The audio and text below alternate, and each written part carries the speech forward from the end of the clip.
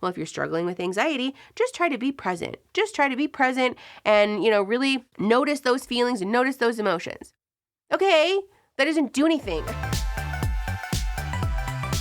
Okay, hi everybody. Thanks for coming back if you've been here before, or hi, welcome if you're new. My name's Mickey. I'm a therapist, and we talk about therapy things on this channel. Today, we're talking about mindfulness because I have beef with mindfulness. I want to talk about a couple of things that I think are shitty about mindfulness, but I also want to talk about how mindfulness can be correctly applied and some of the benefits of mindfulness. I'm not here to say that all mindfulness is bad and it all sucks. Also, as a disclaimer, before we get into this, if you like mindfulness, if it works for you, if you find it particularly valuable, that's fine. I'm not here to tell you that you're not allowed to like it. My role as a therapist who shouts about mental health on the internet is not to tell you what you are and are not supposed to be doing prescriptively. That's not how this works. We talk about broad strokes education here. I don't know you, so I'm sure you're a really kind and wonderful person, but I can't speak to your situation specifically. So if it works for you, then it works for you, and that's none of my beeswax. That said, I want to talk about a couple of the issues that I have with mindfulness.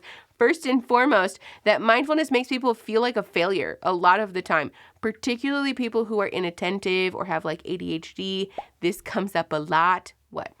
Oh, I'm so sorry. I was just as the audience. I'm so sorry. Oh. I was agreeing. This comes up a lot for those folks, and it's a particular issue because the representation of mindfulness is often confused with meditation as well. These things get confused. I want to be super clear. Mindfulness is a way of being, right? It's more broad.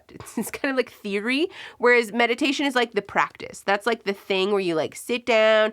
Meditation can include a bunch of different things. Yeah, the sort of cliche of meditation is that you're right? It can look a lot of different ways, but mindfulness is more broad than that. And for people who have inattentive issues, for people who find mindfulness to be actually anxiety inducing, it can cause people to feel like they suck. As a clinician, I've never met a client who's oh, I love it. Love mindfulness. So glad that you brought it up. And to be fair, therapy is a very biased sample size, but still I want to call this out or call attention to this because a practice that is meant to make people feel more at peace and more present and more grounded in their bodies shouldn't be making people feel like they fucking suck all of the time. And it's not to say that that's mindfulness's fault necessarily. I think it has a lot more to do with the way that we talk about it as a culture and the way that therapists apply it, especially we're going to talk about that later. But it is oh my God, what is the word? Hurdle. I was going to say boulder. Hello? It is a boulder to success when we talk about using mindfulness. Okay, I'm going to talk more about how to apply the theory of mindfulness correctly later. But before we do that, I want to talk to you about this week's sponsor, which is Beducated. I love Beducated. We've worked with them a bunch, and it's because they're great. If you don't know, Beducated is an online platform that is dedicated to all things sex and relationship learning, and they have all of the learning. Let me tell you, oh boy, do they have the learning. Beducated has courses all the way from tutorials for squirting to semen retention, from kink to ethical non-monogamy. It's all on there. There's so many wonderful things. But my favorite thing about their courses is that they are all taught by industry experts and the information is reliable and safe. We all know that I have a boner for evidence-based practice, and I love that about Beducated. So I'm really excited to talk to you about all of their courses. I've been taking a course lately that is called Pleasure Positions because personally, I'm just a fan of playful creativeness and shaking things up, making things new. And Pleasure Positions is about finding and exploring new sex positions and incorporating toys and, lots of playful creative things to sort of make things new and interesting again. And when you've been married for 10 years, sometimes it's nice to have inspiration about how to do that. So I've been really enjoying that course. But when I say that there's a course for everybody, I really mean it. My favorite thing that I get to tell you today, though, is that Beducated has a special code for my followers because if you use code Mickey60, you can get 60% off of the yearly pass, which is wild, right? That's a great discount on its own, except that the 60% off also gets locked in for life.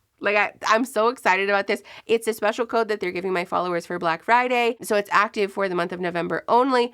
but I am pretending that it's for my birthday. So happy birthday to me. Thank you to Beducated for the gift to me and all of my followers. So go click that link in the description. You can get 60% off of that annual pass, locked in for life, which is wild. They also have a 24-hour free trial and a 14-day money-back guarantee, so you can test it out and see how you feel. But I'm telling you, go click that link in the description.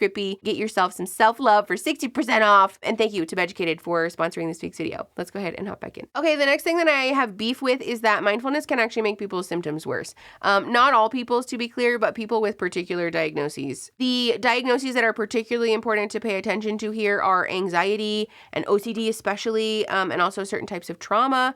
For those of us that have anxiety where we tend to ruminate on things, mindfulness can make that worse. The practice of asking somebody to be present and to think about what's going on for them, especially for those that struggle with panic attacks, asking someone to observe their breath or to count their heartbeat or to like just be present with those particular sensations can actually cause somebody to panic and either have a panic attack or start to feel like they're gonna, which obviously is bad. We don't want that. For folks with OCD, if you struggle with obsessive or compulsive types of issues, or you have a disorder in that realm, mindfulness can also be a minefield in that regard, because a lot of times the obsessions and like, especially if you have mental compulsions, that practice can be really difficult to get out of. And so mindfulness can sometimes be a way that people with OCD get stuck. They might find themselves stuck in this sort of cyclical issue of like obsessing and then compulsing, or obsessing and then compulsing. And that's very distressing, obviously. For folks with trauma, though, this can look a little bit different. If you have trauma symptoms, especially around a particular event that you're not really ready to deal with the specifics of like a situation or an encounter or like a traumatizing event, asking someone to be mindful with details around that can be re-traumatizing. So it's something that, especially asking somebody to like observe their body in reliving or discussing a traumatizing event, that can all serve to make somebody's symptoms worse and, again, obviously cause them distress, which as therapists, we're not supposed to do. I want to be clear, and I can hear the comments already. That's not mindfulness's fault. I know that. I'm not saying that mindfulness is bad necessarily. It is sometimes. But the reason that I'm making this video is because the way that we talk about mindfulness is this very flat and two-dimensional thing that often gets applied just like a fucking, it's like, did you guys go to Walmart back in the day with the smiley face stickers? This feels like that, where we're just giving one to everybody, and like not everybody needs one, first of all, and the way that we're applying it can sometimes cause people harm. So while the thing itself might not be inherently bad, it can be applied in a very, very flawed way, which is important to talk about because we shouldn't be doing that. I also want to talk about, for those of us that are intellectualizers, if you have ever been told like, oh, you're so self-aware, you're probably an intellectualizer. People that are like really in their heads about stuff. Mindfulness can be really good for people who are intellectualizers and struggle to be in their bodies. And if we're not applying it correctly, mindfulness can become this weird thing where it's almost like a self-criticism Olympics, where you just turn inward. You turn inward and you start to criticize yourself as a person who like, I can't even fucking do this right. And especially because mindfulness is something that's difficult to give instructions around, right? Often the practice of mindfulness will include somebody intuitively moving through what it actually means or feels like to be present in the moment.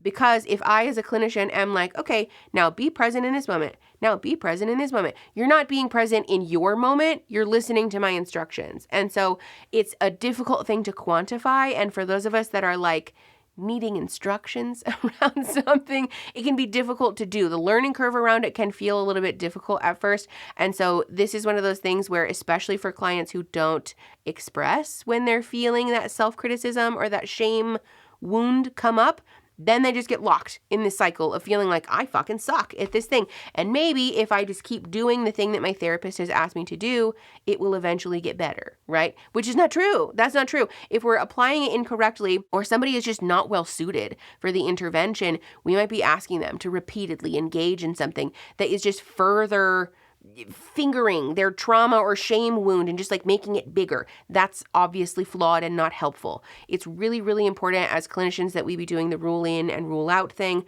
I know that not everybody who's watching this is a therapist. Obviously, it's not your job if you're a client to rule in or rule out And it's still something that's really important for us to talk about, because if we're not doing that process of like really critically thinking through who mindfulness is a good fit for and who it's not, then we can ask people to do things that are going to make their symptoms worse. I also have issues with the way that mindfulness is applied in this very individualistic way, where the focus seems to be on almost, again, applying this intervention to everybody's shit. And just, it will get better regardless of what their environment is. For those of you that don't know, my degree is in social work. Both of my degrees are in social work, which includes a particular focus on people's environment and their larger surroundings, right? So not just their immediate family or their home or, their immediate environment, but also like their city, their state, their region, the politics surrounding that, the systemic issues surrounding that. How is that influencing somebody's mental health and their ability to cope or their ability to thrive, right? That's a very important detail when we talk about somebody's mental health. And mindfulness is often applied in this very individualistic way of like, well, if you're struggling with anxiety, just try to be present. Just try to be present and, really notice those feelings and notice those emotions. Okay, that doesn't do anything about the fact that somebody might have a really severe trauma around discrimination or around the particularly contentious political environment that we're all living in, right? And also things that none of us can avoid, like being subjected to a capitalist hellscape, being anxious and feeling a trauma around not being able to afford groceries for your family every week or every month. Being mindful about that isn't necessarily going to fucking help you. And so this very individualistic lens that mindfulness is often applied through, in my opinion, can like miss the big picture and also, again, ask somebody to do a thing that's not really going to help them all that much, but because it's a thing that's popular and that has become, this is the next thing that we're going to talk about, which is that mindfulness, in my mind, has kind of become the like Brene Brown vulnerability of therapy interventions, where like everybody is fucking talking about it. Everybody thinks everyone should be mindful all the time. And like, sure, right? In theory, that's true.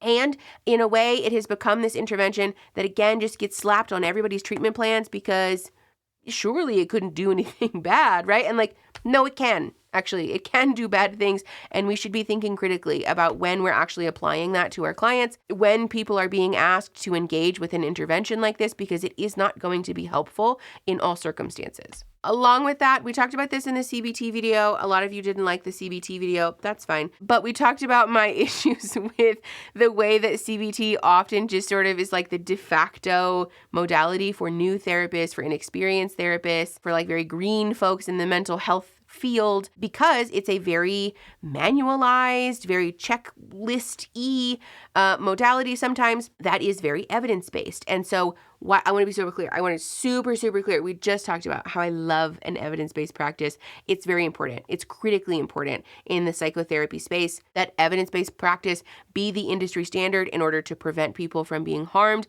in order to create industry standards, and in order for us to preserve some sameness from place to place and from therapist to therapist, right? So while I am very much a proponent and a supporter of evidence-based practice, can you give me some water or something really quick? This is the egg sack. Oh, yeah, they go to the... Mm-hmm. Then he goes, twins. And it's literally just his stupid little hands. They have the little guns. They go... Mm-hmm. Okay, I'm so sorry. I had a little tickle in my throat and I got distracted, so I don't exactly remember where I was in the rant. But while I am very much a proponent of evidence-based practice, I am also a proponent of therapists learning how to engage in therapy, psychotherapy, in a very human way, right? I think I talked about this in the CBT video also, but one of my favorite quotes about therapy is one by Carl Jung. Hold on, I'll pull it up for you so I can read it to you. Know all the theories, master all the techniques, but as you touch a human soul, just be a human soul. This, in my opinion, is at the heart of why psychotherapy is very difficult to manualize and why we should be encouraging people, not just new therapists, but all therapists, to really practice leaning into the discomfort of like, maybe I don't have a step in a manual or a checklist item in this moment in order to help my client best deal with this issue, but I know how to be a person. I know how to be a human being who can be present and to witness their emotions and really engage with this person and make them feel seen. We have very robust research to support how important the relationship between a client and a clinician is. And let me be clear, it's very important that that relationship be boundaried and be safe and be healthy in regard to all of the limitations that a therapeutic relationship has. And learning how to be a person who forges a bond and rapport with your client is so critically important in helping that person to move through the difficult things that they're moving through in their life, rather than to just sort of try your mindfulness. Try this, come back next week, let me know how it went. And then when it doesn't go good, well, maybe try it again.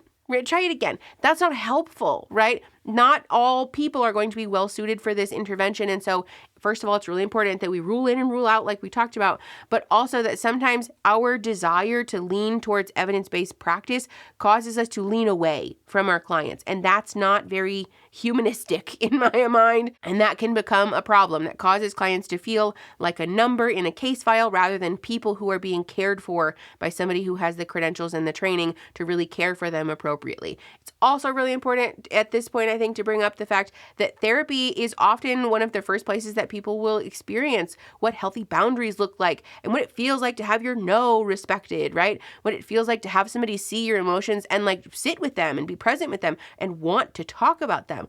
All of those things are things that aren't necessarily in like a manual, right? They're not necessarily things that can be easily checklisted or just like thrown in a treatment plan, like a sort of throwaway. And that's, I think, at the heart of why I want to encourage people to engage with mindfulness in a way that's more intentional. That's less like this sort of throwaway fucking free like cookie that we give people or whatever. It's important that it be a thing that if we're asking folks to engage with this, that we're doing it because their situation specifically seems warranted and seems as though it will really benefit from that intervention specifically. So that said, obviously, mindfulness can actually be a very helpful and transformative thing for some people. I'm sure that some of you who are watching this are like, hey, yes, mindfulness can very much be a helpful thing. Mindfulness is mostly mentioned or came from DBT, which stands for dialectical behavioral therapy. It was a modality that was originally developed to help treat folks with borderline personality disorder. Generally speaking, in that realm, it was part of something that they asked folks to help try to develop the wise mind, which is essentially a practice of non-judgmentally and compassionately observing somebody's mind and their emotions and their body in order to like get grounded before acting, especially for folks who will be very emotionally flooded or have really strong emotional reactions to things like folks with borderline personality disorder are want to do. That practice can be really helpful in helping somebody to develop like a pause before they act and move forward so that they can engage in their relationships in their lives in the way that they want to, rather than in the way that their emotions can kind of like sort of jerk around the steering wheel in their driver's seat for them. So obviously in that realm, mindfulness is critical. It's very important in DBT, but sometimes mindfulness is sort of limited to that development or that definition only. That's not true. Mindfulness can look a whole bunch of different ways, especially for folks who struggle with attention or inattention, rather. Mindfulness can sometimes look like movement, right? Obviously, exercise. Therapists love to talk about how exercise is good for your mood. It is. I hate that it's true, but it is. But this can also look like repetitive tasks, right? Something that allows you to be busy with your hands enough to sort of quiet your mind so that you can be present in yourself.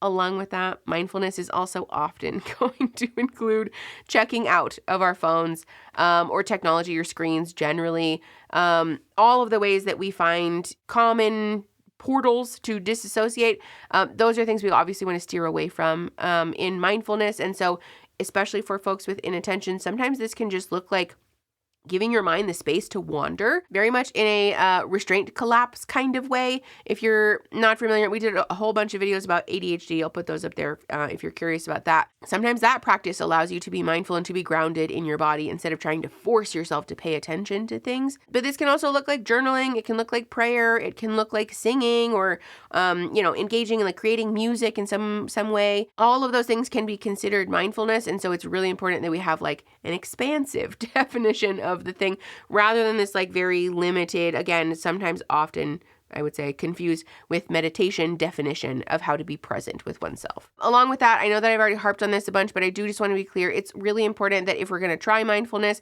that it's incorporated with intention, right? I know that obviously if you're a person who just wants to go to therapy or is in therapy, the ruling in and ruling out thing is not really your business.